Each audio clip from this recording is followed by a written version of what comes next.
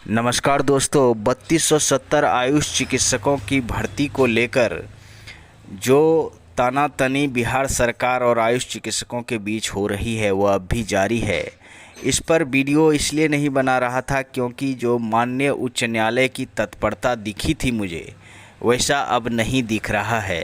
अब आप देख सकते हैं कि 19 अक्टूबर 2022 से ही यह केस लंबित है और जब इस केस के बारे में आप देखेंगे तो ये एक डिफेक्ट फ्री केस है, लेकिन इसके बावजूद आप कुछ बातें इसमें देखिए कि इसका जो करंट पोजीशन है यह कैरी फॉरवर्ड हो चुका है 3 मार्च पर, लेकिन उस दिन भी कोई सुनवाई नहीं हुई, कोई जजमेंट नहीं आया। ये बड़ा ही उदासीन करने वाली बात है और इसलिए इस पर वीडियो बनाना उचित नहीं लगा। लेकिन आप लोगों के आग्रह पर मैं ये वीडियो इसलिए बना रहा हूँ ताकि आपको करंट जानकारी दे पाऊँ। लेकिन मुख्य रूप से आप देखिए कि 19 अक्टूबर 2022 से ही यह केस लंबित है और अब का जो प्रेजेंट कंडीशन आप देख पा रहे हैं कि यह जो है कैरी फॉरवर्ड का सिलसिला ख़त्म हो गया है। 3 मार्च तक की कैरी फॉरवर्ड था और अभी जो प्रेजेंट स्टेटस है वह है कि केस पेंडिंग में है, मतलब ये जो अदालती कार्य है ये लंबित में चला गया। अब इस केस को अगर आप पेंडिंग कर देंगे तो जिस प्रकार से माननीय उच्च न्यायालय ने इसकी अर्जेंसी के बारे में चर्चा की थी वह तो मुझे कहीं दिख नहीं रहा है। और दूसरी बात यह है कि माननीय उच्च न्यायालय क्या इस केस में दिक्कत है या फिर किस तरह का निर्णय देना चाहती है वहाँ तक नहीं पहुँची है, या जो भी हो मामलात फंसता हुआ दिख रहा है। और जो अंदेशा था कि एलपीए में अगर बिहार सरकार जाएगी तो साल भर 1.5 साल लग जाएगा, उसी तरह का ये मामलात दिख रहा है। मुझे तो लगा था कि जिस प्रकार से माननीय उच्च न्यायालय ने आयुष चिकित्सकों के भविष्य को लेकर चिंता दिखाई थी वह जल्द ही इस पर अपना जजमेंट दे देगी, लेकिन ऐसा कुछ नहीं दिख रहा है। कैरी फॉरवर्ड का सिलसिला 3 मार्च तक ही रहा और वो थम गया।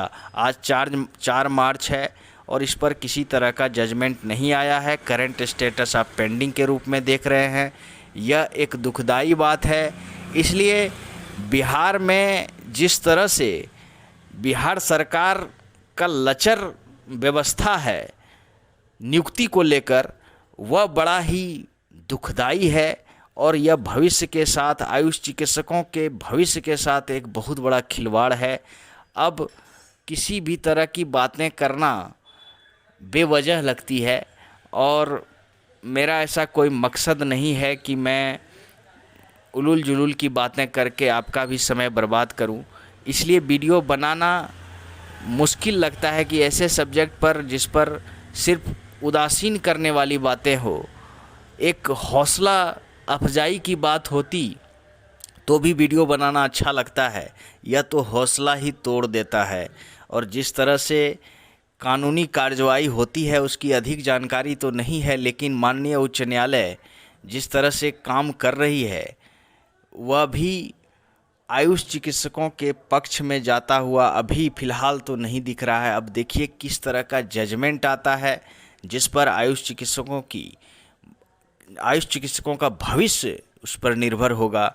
और ये केसा केसी का जो सिलसिला इतना चला ये बड़ा ही बोझिल कर देने वाला रहा और हर चीज़ का एक सीमा होता है, इंतज़ार की भी एक सीमा होती है, लेकिन इतना ज़्यादा इंतज़ार कराकर अब लगभग इसने सबों को थका दिया है।